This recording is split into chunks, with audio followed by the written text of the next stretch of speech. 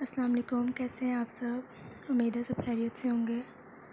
تو آج بیلا کی 5th ایپیسوڈ پوسٹ کی گئی ہے اور وائس ریکارڈنگ سٹارٹ کرتے ہیں۔ ہاں تو بولو تمہیں منظور ہے؟ غازی کی بات پہ فانیہ جو خوف زدہ سی کھڑی تھی حلق تر کر گئی۔ مجھے یہ انٹرویو ہی نہیں کرنا، میں یہاں سے جا رہی ہوں۔ اس سے قبل کہ وہ سہم کر باہر نکلتی، غازی کی پکار پر اسے تھمنا پڑا۔ یہاں تم آئی تو اپنی مرضی سے ہو لیکن جاؤ گی میری مرضی سے، مس فانیہ کیس؟ اس کی بات پہ فانیہ نے فک چہرے سمیت اس کی جانب دیکھا۔ اس نے تو اب تک اپنا نام بھی اسے نہیں بتایا تھا، تو پھر وہ اس متعلق کیسے آگاہ تھا؟ آپ کو میرا نام کیسے معلوم؟ اس کے پھیکے پڑتے چہرے کو دیکھ وہ پراسرار سے انداز میں مسکرایا۔ اگلے ہی لمحے اس نے فانیہ کے ہاتھ سے وہ فائل لیتے اس کی نگاہوں کے عین سامنے لہرائی تھی۔ وہاں درج اپنا نام دیکھ فانیہ کا تنفس بحال ہوا، وہ خوامخواہ ڈر گئی تھی۔ میرے ساتھ ایک رات بتانے کے لیے تیار ہونا تم پھر؟ غازی اس کے چہرے پر جھولنے والی آوارہ لٹوں کو کان کے پیچھے اڑستے ہوئے گمبھیر لہجے میں گویا ہوا۔ اس کے سوال پر فانیہ نے چونک کر اس کی آنکھوں میں دیکھا۔ اگلے ہی لمحے نہ جانے کیا سوچ کر اس نے آنکھیں میچ کر کھولی اور تھوک نکلا۔ اس کا اس بات میں ہلتا سر دیکھ غازی ہلکی سے مسکرایا اور بغور اس کے کپکپاتے ہاتھوں کو دیکھا۔ Let's go. وہ اس کا ہاتھ سختی سے تھامتے قدم باہر کی جانب بڑھانے لگا۔ فانیہ نے غور کیا، وہ جہاں سے گزر رہا تھا وہاں سب تعظیماً اس کے لیے کھڑے ہو رہے تھے۔ جیبی ہمیں کل تک کوئی تنگ نہ کرے۔ غازی کی بات پہ جیبی نے دانت نکوسے اور چمکتی نگاہوں سے اس چھوٹی سی لڑکی کو دیکھا جس کی آنکھوں میں عجیب سا خوف لاحق تھا۔ ایسا محسوس ہو رہا تھا جیسے وہ ابھی رو پڑے گی۔ غازی نے ایک کمرے کے باہر لاتے اس کا ہاتھ چھوڑا اور کمرے کا دروازہ واق کیا۔ اندر کا جائزہ لیتے ہی اس کی پوری آنکھیں حیرت کے مارے پھیل گئی۔ کمرہ تھا یا محل؟ اور چاروں اطراف میں پسٹلز کی تصاویر یا پھر ان کے پوسٹرز دیکھ فانیہ کا سر بے ساختہ نفی میں ہلا۔ اس نے سہمی ہرنی جیسی نگاہوں سے غازی کو دیکھا جو بغور اس کی جانب دیکھ رہا تھا۔ پاؤں گھسیٹتے ہوئے جوں ہی وہ اندر داخل ہوئی، دروازہ خود بخود بند ہوتا چلا گیا۔ شروع کریں پھر؟ تمہارے خیال میں کہاں سے شروعات ہونی چاہیے؟ وہ اپنی شرٹ کے بٹن کھول ہوئے شفقت سے بولا۔ فانیہ کی آنکھیں من آنسوؤں سے بھر گئیں۔ انٹرویو سے؟ وہ اپنی ناک رگڑتے ہوئے بولی۔ غازی نے ستائشی انداز میں سرتاپا اس چھوٹی سی لڑکی کو دیکھا جو اس سے آدھی عمر کی تھی اور اس کے شانے تک بھی نہیں آتی تھی۔ یہ میری دنیا ہے، تم یہاں اپنا حکم صادر نہیں کر سکتی۔ وہ اس کی بھیگی آنکھوں کو دیکھ تنفر سے چلایا۔ فانیہ کی ہچکی بندھی۔ مجھے یہاں سے واپس جانا ہے، میں کبھی بھی آپ کا انٹرویو لینے نہیں آؤں گی، مجھے معاف کر دیں۔ وہ اس کے آگے دونوں ہاتھ جوڑ گئی۔ غازی کی آنکھوں میں شفقت اتری، وہ ڈھیلے ڈھالے انداز میں صوفے پہ ٹک گیا۔ یہاں بیٹھو، وہ سرد لہجے میں بولا۔ اس سے پہلے کہ وہ اس کے ساتھ صوفے پہ بیٹھتی غازی کی سخت آواز پہ اس کی آنکھیں بھر آئیں۔ میرے مقابل نہیں، میرے قدموں میں بیٹھو۔ وہ بولا نہیں تھا، دھاڑا تھا۔ فانیہ تیزی سے اس کے قدموں میں بیٹھ گئی۔ جوتے اتارو میرے۔ اس کے اگلے حکم پر فانیہ کے کان سائیں سائیں کرنے لگے۔ وہ جسے ملازمائیں جوتے پیش کیا کرتی تھیں وہ آج اس کے قدموں میں موجود تھی، لیکن اپنی جان بخشی کے لیے اس نے کانپتے ہاتھوں سے اس کے تسمے کھولتے اس کے پیروں کو جوتوں سے آزاد کیا تھا۔ ہاں اب تم میرا انٹرویو لے سکتی ہو، وہ پرسکون سا بولا۔ فانیہ نے نم نگاہیں ستمگر کی جانب اٹھائیں اور لب بھیج گئی۔ اگلے لمحے اس کے اندر ایک لمحے کے لیے خودسر فانیہ اود آئی۔ بہت افسوس کے ساتھ مجھے یہ کہنا پڑ رہا ہے کہ جو کچھ میں نے آپ کے بارے میں پڑھا تھا وہ سچ ہے، مگر ایک بات بالکل بھی سچ نہیں ہے کہ آپ عورتوں کی عزت کرنا بخوبی جانتے ہیں اور ان کو غلط نگاہ سے دیکھتے تک نہیں۔ وہ تنفر میں ڈوبے لہجے میں بولی۔ غازی کی حرکت کر کے ٹانگ تھمی تو اس کا دل بھی تھم گیا۔ عورتوں کی عزت کرتا ہوں لیکن تم جیسی عورتوں کی نہیں جو یوں ایک انٹرویو کی خاطر کسی کے بھی بستر کی زینت بن جائیں۔ اس کے زہر میں ڈوبے الفاظ سن فانیہ کا چہرہ دھواں دھواں ہو گیا۔ ایک معمولی سے انٹرویو کی خاطر اسے اپنی ذات پہ کیا کیا برداشت کرنا پڑ رہا تھا۔ وہ آنسو پیتے چہرہ جھکا گئی۔ عمر کیا ہے آپ کی؟ 36 سال، وہ آنکھیں موندے ہی بولا۔ لیکن اس آرٹیکل میں تو 37 تھی، وہ ناسمجھی کی کیفیت میں بولی۔ جب سب کچھ جانتی تو یہاں کیا میرے ہاتھوں قتل ہونے آئی ہو؟ جواباً اس کا تند لہجہ سن وہ خاموش ہو گئی۔ کتنے قتل کیے ہیں اب تک آپ نے؟ وہ ساتھ ساتھ فائل میں کچھ درج بھی کر رہی تھی۔ اب تک صرف 15۔ اس کا لہجہ ابھی بھی بے لچک تھا۔ لیکن میں نے جہاز میں بیٹھ کر ہی وہ آرٹیکل پڑھا تھا، اس میں تو 14 تھے۔ غازی نے مٹھیوں کو سختی سے بھینچا، ماتھے کی رگیں اشتعال کے مارے ابھر کر نمایاں ہو رہی تھیں۔ اس نے ایک جست میں جھکتے فانیہ کی گردن کو عقب سے ہی اپنے شکنجے میں لیتے اپنے نزدیک تر کر لیا۔ اس کی گہری سانسوں کی تپش فانیہ کو اپنے چہرے پر محسوس ہوئی۔ وہ غازی کی اس قدر قربت پہ سانس روک گئی۔ ابھی اس وقت ایک تمہارا قتل کروں گا تو 15 ہو جائیں گے۔ اگر وہ مزید کچھ پل مزید فانیہ کے نزدیک رہتا تو وہ ضرور اس کی قربت میں جھلس جاتی۔ اس کی تیز ہوتی دھڑکن کی آواز وہ اپنے کانوں میں سن سکتا تھا۔ اس نے ایک جھٹکے سے اسے چھوڑ دیا۔ میں نے آپ کا کیا بگاڑا ہے؟ اس کے ہلتے لبوں کو غازی نے بغور دیکھا تھا۔ بگاڑا تو بہت کچھ ہے تم نے، میرا حساب کروانے بیٹھوں تو نہ جانے کس کس چیز کا حساب ہو، لیکن نہیں، ایک ساتھ نہیں، پل پل تڑپاؤں گا میں تمہیں، تمہاری سانسیں بھی میری محتاج ہوں گی۔ وہ اس کے چہرے پہ جھکتے فنکارا فانیہ کی سیٹی گم ہو گئی۔ انٹرویو ہو گیا ہے، مجھے اب واپس جانا ہے۔ تمہارا کام ہو گیا، اب میرے کام کی باری۔ اس کا لہجہ انتہائی برفیلا تھا۔ فانیہ کے پورے وجود میں سنسناہٹ دوڑ گئی۔ وہ تیزی سے دروازے کی جانب بھاگی تھی، لیکن اسی تیزی سے غازی نے اسے جکڑ لیا۔ وہ ہچکیوں سے رو دی۔ میں بہت معصوم لڑکی ہوں، وہ معصومیت بھرے لہجے میں بولی۔ غازی کی پیشانی پر شکنیں نمودار ہوئیں۔ کل تک نہیں رہو گی؟ جب میرے ساتھ ایک رات بتا کر اس کمرے سے باہر نکلو گی تو پھر تمہیں کوئی معصوم نہیں کہے گا۔ وہ اس کا سرخ و سفید گال سہراتے بھاری لہجے میں بولا۔ فانیہ کا سانس سینے میں ہی اٹک گیا۔ جب تک میں واپس نہیں آتا اسی کمرے میں رہنا۔ اس کمرے سے ایک قدم بھی اگر تم نے باہر نکالا تو اسی لمحے تمہاری جان لے لوں گا۔ وہ اس کی سماعتوں میں سور پھونکتے کمرے سے باہر نکل گیا۔ فانیہ وہی دیوار سے لگ کر بیٹھتے ہچکیوں سے رو دی۔ بھائی، آپ نے اب تک اسے مارا کیوں نہیں؟ کیونکہ وہ بیوقوف بچی سچ میں میرا انٹرویو لینے آئی ہے۔ غازی کے لہجے میں صرف نفرت تھی۔ جیبی چھٹک گیا۔ اب اس کا آپ کے کمرے میں رکنے کا کیا جواز ہے؟ جیبی کی بات پر غازی نے اپنے سامنے تک آتے والوں کو پونے میں وقید کرتے گردن سہلائی۔ اس بار ذرا سا انداز بدلتے ہیں، ایک دم سے نہیں بلکہ پل پل ایک نئی موت مارتے ہیں۔ اس کے لہجے میں سفاکی محسوس۔ جیبی کی آنکھوں میں بے یقینی در آئی۔ جانتے ہیں نا بابا کو علم ہوا تھا انہیں کس قدر تکلیف ہوگی؟ بابا کو کون بتائے گا اس متعلق؟ تم؟ اس نے سوالیہ نگاہیں جیبی کی جانب اٹھائیں۔ وہ گڑبڑ آ گیا۔ وہ کسی بھی چیز سے لا علم نہیں رہتے۔ وہ اس کے عقب میں چلتے بولا۔ کیونکہ تم انہیں لا علم رہنے نہیں دیتے۔ غازی نے ایک بار پھر دو بدو بولتے اسے لاجواب کر دیا۔ وہ بہت چھوٹی ہے غازی بھائی، اسے کس بات کی سزا؟ جیبی کو ابھی تک اس کی بھیگی آنکھیں یاد آ رہی تھیں۔ اس چٹان بھر کی لڑکی نے میری آنکھوں میں آنکھیں ڈال کر بات کرنے کی جرأت کی ہے۔ اگر ہم اسے بچوں کی طرح ٹریٹ کریں تو یہ اتنی بڑی کوئی بات نہیں۔ جیبی ابھی بھی اس کی حمایت کر رہا تھا۔ تو کیا اس کا باپ بن کر اسے سینے سے لگا لوں؟ اس کی نگاہیں مسلسل اپنے کمرے کے دروازے پہ محسوس کرتے کھردرے لہجے میں بولا۔ جیبی کا سر بے ساختہ نفی میں ہلا۔ ویسے شوہر بن کر بھی سینے سے لگایا جا سکتا ہے۔ وہ تیزی سے بولتے بھاگ کر ہنستے ہوئے دروازے کی اوٹ میں ہو گیا۔ غازی نے بھسم کرتی نگاہوں سے اسے گھورا۔ بلڈی چیپسٹر! کل ہی اس عذاب کو یہاں سے رفع دفع کروں گا جو مفت میں سر پر مسلط ہو گیا ہے۔ وہ ہاتھ میں تھاما گلاس وہی زمین پہ مارتے گرایا اور ایک قہر بساتی نگاہ جیبی پہ ڈال دے جم کی جانب بڑھ گیا۔ جم کے دوران اس کے ذہن سے فانیہ مکمل طور پر نکل چکی تھی۔ ابا اماں میری ڈیٹ فکس کر رہے ہیں۔ نومیہ نے اس کے اعصابوں میں بم پھوڑا۔ وہ جو چپس منہ میں ڈالنے والی تھی وہ ہوا میں معلق رہ گئی۔ ہیں، یہ کب ہوا؟ وہ ششدر رہ گئی۔ نومیہ نے سر جھٹکا۔ جب سے میں نے ان کے فیصلے کے خلاف بولنے کی کوشش کی ہے وہ تلخ ہوئی۔ ہانیہ مکمل طور پر اس کی سمت متوجہ ہوئی تھی۔ اور تم کیوں بولی ان کے خلاف؟ وہ ابھی تک ناسمجھی کیفیت میں اسے تک رہی تھی۔ جس سے وہ میری شادی کرنا چاہتے ہیں اس سے میں کرنا نہیں چاہتی، اور سب سے اہم بات مجھے ابھی شادی وغیرہ کی جھنجھٹ میں پڑنا ہی نہیں ہے۔ میں اپنا بہت برائٹ فیوچر دیکھتی ہوں جو میری امی ابا کو نظر نہیں آ رہا۔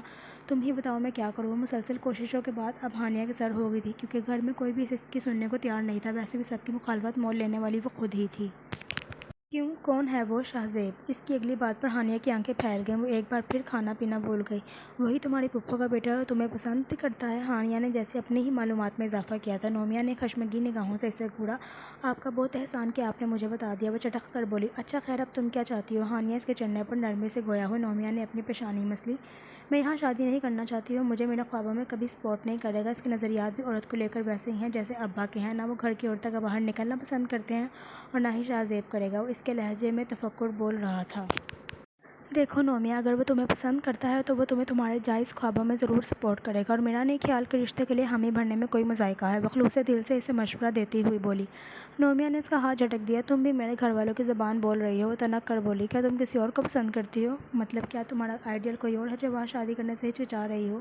ہانیہ اس کی دوستی تبھی سمجھ گئی تھی۔ نومیہ چونک گئی اور چہرہ جھکا لیا۔ اس سے پہلے کہ وہ سمر کے متعلق اسے کچھ بتاتی، سمر کی بات اس کی سماعتوں میں لہرائی۔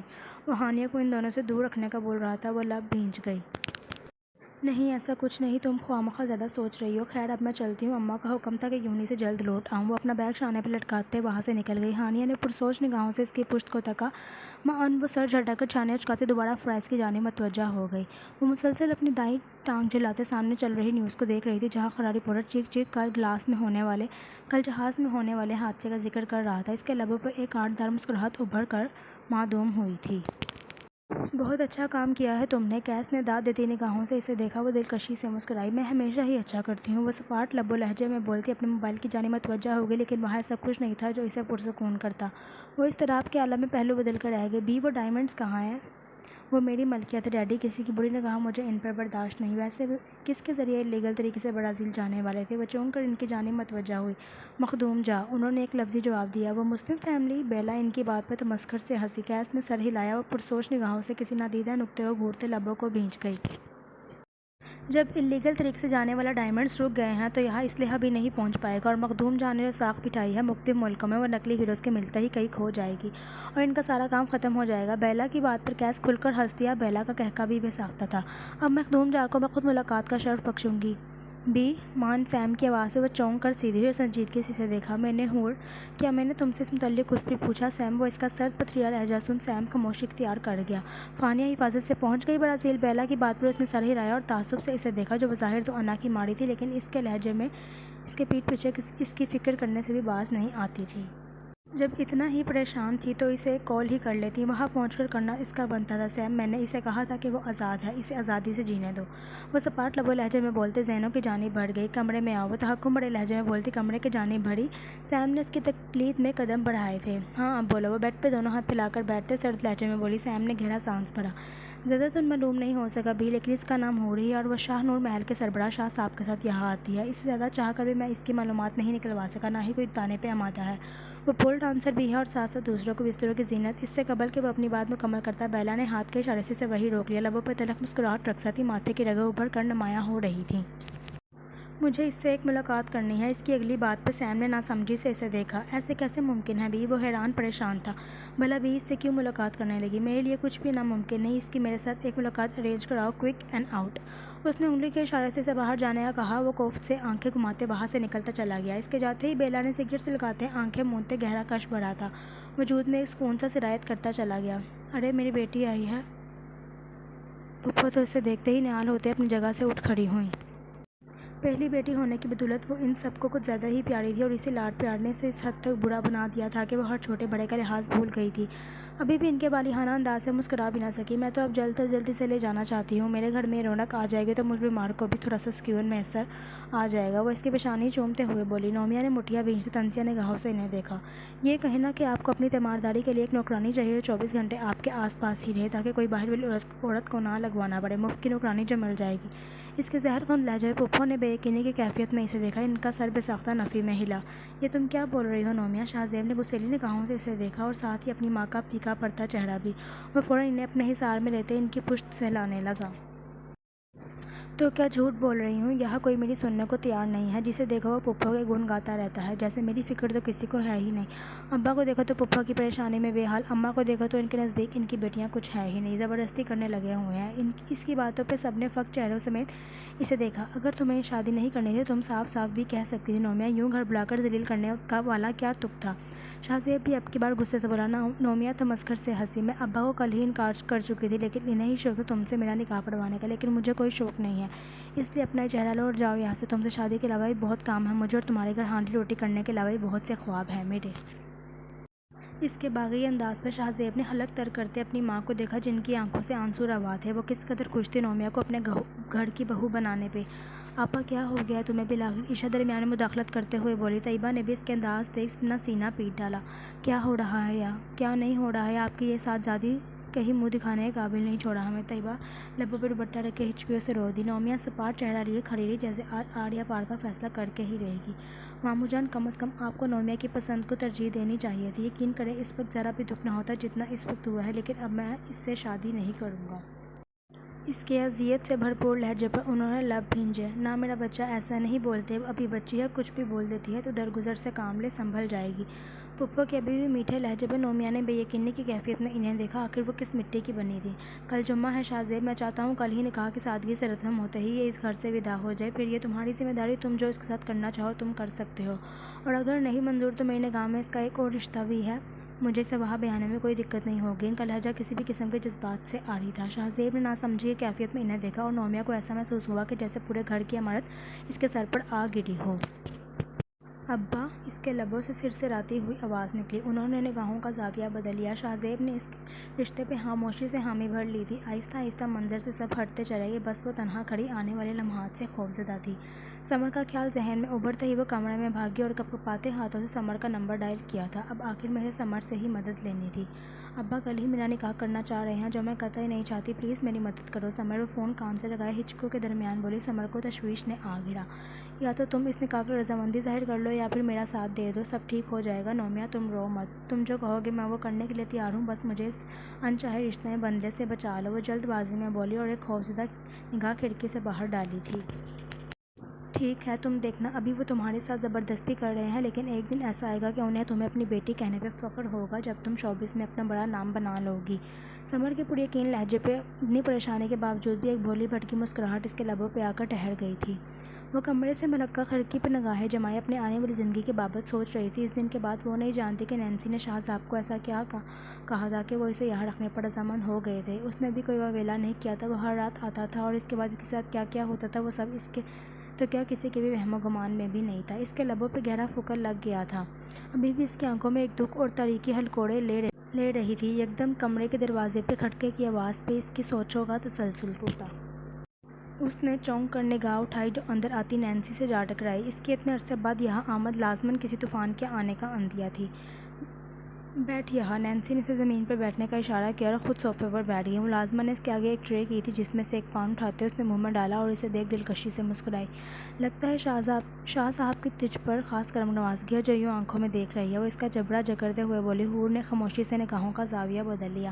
اچھا تو بات یہ ہے کہ تیرا یہاں رہنا اب مجھے ہضم نہیں ہو رہا، تجھے سب کے ساتھ ساتھ کچھ اور بھی کرنا ہوگا۔ نینسی کی بات پہ اس نے تڑپ کر چہرہ اٹھایا۔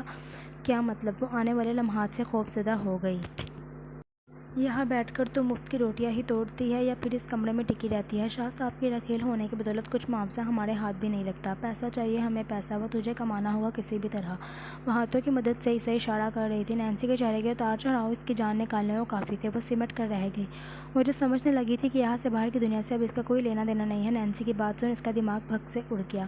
کیا مطلب؟ کیا کرنا ہوگا؟ وہ بگڑے تنفس سمیت بولی۔ نینسی شاطرانہ انداز میں مسکرائی اور تھوک پان دانی میں پھینکا تھا۔ کلب جانا ہوگا تجھے، دراصل وہاں ایک پول ڈانسر کی ضرورت ہے، تجھے وہاں جا کر اپنی اداؤں کا جال بچھانا ہوگا، جتنی اچھی ادائیں اتنا قیمتی معاوضہ۔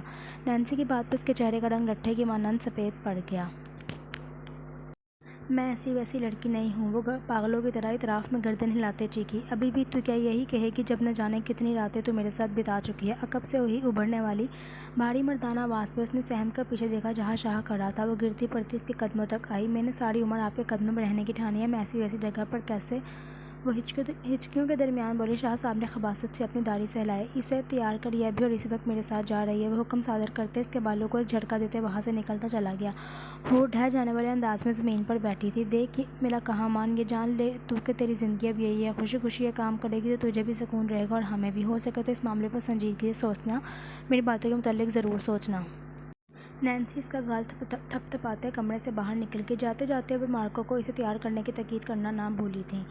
آج تمہاری اور میری ایک نہایت ہی حسین شام ہوگی۔ سرخ نائٹی کے ملبوس لورین، جس کا اگلا اور پچھلا گلا انتہائی گہرا تھا، مشروب دو گلاسوں میں انڈیلتے سرگوشی کرنے والے انداز میں بولی۔ آج اسے بس لورینزو کے آنے کا انتظار تھا۔ وہ سکون سے بیڈ پر آڑی ترچھی ہو کے لیٹی اور ریموٹ لیتے LED آن کی تھی، لیکن اگلے ہی لمحے سیدھا ہو کر بیٹھنا پڑا کیونکہ سامنے اسکرین پر نظر آنے والا شخص کوئی اور نہیں بلکہ لورینزو ہی تھا۔ تمہیں میری بیوی کو مارنا ہوگا، تبھی اس کی ساری پراپرٹی میرے نام پہ ہوگی، ورنہ ساری عمر میں اس سے مات کھاتا رہ جاؤں گا۔ لورینزو کی بات سن لورین کی حرکت پھک پڑ گئی۔ اس نے بے یقینی کی کیفیت میں ہاتھ لبوں پہ جما لیا۔ اگلے ہی لمحے وہ ویڈیو میں موجود لڑکی کے انتہائی نزدیک آ گیا۔ لورین دانتوں پہ دانت جماتے گہرے سانس بھرنے لگی۔ نفرت کی لہریں اس کے وجود میں اٹھ رہی تھیں۔ لورین کے ساتھ دھوکہ، تم سے اتنی محبت کی، اس کی سزا دو گے تم مجھے اب؟ وہ تنفر سے چلائی۔ کیا لورینزو اتنی جلدی تو مت جاؤ۔ جس دن تم نے مجھے لورین کے مارنے کی خوشخبری سنائی اس دن تمہاری اور میرے ملن کی رات ہوگی۔ وہ خباثت بھرے لہجے میں بولتے دروازے سے باہر نکل گیا۔ لورین ٹی وی بند کرتے ریموٹ دیوار سے مارتے وہی سر ہاتھوں میں گرائے بیٹھ گئی۔ وہ نہیں جانتی تھی کہ ویڈیو یہاں کیسے آئی، لیکن اب آ گئی تھی تو اسے ہی کچھ کرنا تھا۔ کھڑکی پہ نگاہ پڑتے ہی وہ ٹھٹکی، لورینزو بھی پہنچنے والا ہوگا۔ اس نے جلدی سے الماری سے نشہ آور دوا نکالتے ان دونوں مشروب میں سے ایک میں ڈال دی۔ اندر غصے کے بھانبر جل رہے تھے، بدلے کی آگ جل رہی تھی۔ کچھ لمحوں کی توقف کے بعد کمرے کے دروازے پہ کھٹکا اور وہ اپنی شاندار شخصیت سمیت اندر داخل ہوا تھا۔ ہائے بیبی، وہ اسے باہوں میں بھرتے ہوئے بولتے بیڈ تک آیا۔ لورین دلکشی سے مسکراتے اس کے چہرے پہ ہاتھ پھیرنے لگی۔ اگلے ہی لمحے وہ اٹھی اور بائیں گلاس اٹھاتے اس کی جانب بڑھایا تھا۔ آج تو تم نے مکمل انتظام کیا ہے مجھے جان سے مارنے کا۔ وہ دائیں آنکھ دباتے خباثت سے بولتے گلاس لبوں سے لگا گیا اور ایک ہی سانس میں چڑھا گیا۔ اگلے ہی لمحے اس نے لورین کو جھٹکا دیا تو وہ لہرا کر اس کے سینے پہ آ گری۔ اس سے پہلے کہ وہ اس کے چہرے پہ جھکتا، آنکھوں کے سامنے ایک دم اندھیرا سا چھایا۔ اگلے 5 منٹ میں وہ مکمل طور پہ ہوش و حواس سے بیگانہ ہو چکا تھا۔ اس نے تیزی سے اسے بیڈ پہ لٹاتے اس پر کمفرٹر اڑایا، یہاں تک کہ اس کا چہرہ بھی ڈھک دیا اور خود واش روم کی جانب بڑھی تھی۔ اس دوران اس کا تنفس بری طرح پھولا ہوا تھا۔ ان کی پلاننگ کے مطابق وہی مائر شوٹر کھڑکی پھلانگ کر اندر داخل ہوئی اور کیمرے کے ڈر سے وہی کونے پر لگ کر بیٹھتے اس نے گن کا رخ کمفرٹر میں موجود لورینزو کی جانب کیا۔ بنا کسی تاخیر کے اس کی گن سے گولی نکلتے سیدھا اس کے دل کے مقام پہ پیوست ہوئی تھی۔ ایک ساتھ 2-3 فائر کرتے وہ اپنی جگہ سے اٹھی۔ آج میری اور لورینزو کے درمیان ایک حسین شام اترے گی، بائے مسز لورینزو، وہ سفاکی سے بولتے ایک بار پھر کھڑکی پھلانگ گئی۔ واش روم میں گئی لورین اپنی کامیابی پہ دیوانوں کی طرح قہقہ لگا کر ہنس دی۔ "گو ٹو ہیل لورینزو"، وہ ہنستے ہوئے بولی اور تیزی سے کمرے کا دروازہ کھولا تھا، لیکن دروازہ کھولتے ہی اس کا دماغ بھگ سے اڑ گیا کیونکہ سامنے ہی پولیس اس پہ نشانہ تانے کھڑی تھی۔ "تلاشی لو پورے کمرے کی، مسز لورینزو، آپ کہیں نہیں جا سکتی"۔ لورین کا سانس سینے میں ہی اٹک گیا، وہ وہاں سے بھاگنے کو پر تولنے لگی۔ ایک افسر نے جو ہی بستر پہ لیٹے وجود کے اوپر سے کمفرٹر اٹھایا، اندر موجود خون میں لت پت لورینزو کو دیکھ وہ بے سختہ 2 قدم پیچھے ہٹا۔ "جس نے بھی آپ کو اطلاع دی تھی بالکل ٹھیک کہا تھا سر، لورینزو کے قتل کے پیچھے ان کی بیوی لورین کا ہی ہاتھ ہے"۔ لورین کا سر بے ساختہ نفی میں ہلا۔ "نہیں، ایسا نہیں ہے، میں نے کچھ نہیں کیا"۔ وہ مسلسل اپنے بچاؤ کے لیے چیخ چلا رہی تھی، لیکن اتنی میڈیا کے باوجود آفیسرز اسے کھینچتے ہوئے پولیس وین کی جانب لے جا رہے تھے۔ لورین سنورنے سے قاصر تھی کہ یہ کایا کیسے پلٹ ہو سکتی تھی۔ وہ پاگلوں کی طرح مسلسل نفی میں سر ہلاتے اپنی بے گناہی کا رونا رو رہی تھی، لیکن اب اسے سننے والا کوئی نہیں تھا۔ سیم کی پریشان آواز سے بیلا، جو سمندر کی لہروں کو دیکھ لطف اندوز ہو رہی تھی، کرسی کی حرکت روکتے اسے دیکھنے پر مجبور ہوئی۔ لبوں سے سگریٹ نکالتے اس نے ایش ٹرے میں مس لی تھی۔